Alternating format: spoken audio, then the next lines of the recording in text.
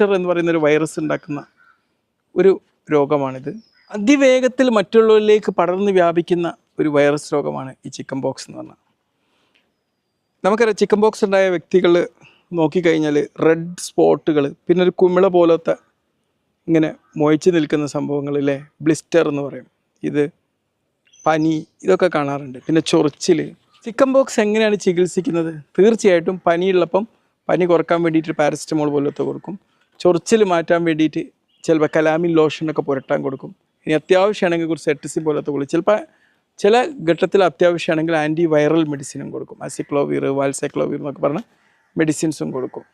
Chicken box ഒരുപാട് report ചെയ്യുന്നൊരു സാഹചര്യത്തിൽ ഇത് വരുന്നത് എന്താ തടയാൻ വേണ്ടി എന്താ ചെയ്യുക?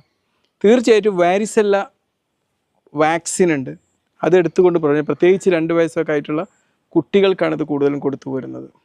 പിന്നെ രണ്ടാമത് ചെയ്യേണ്ടത് വന്ന വ്യക്തികളുമായിട്ടുള്ള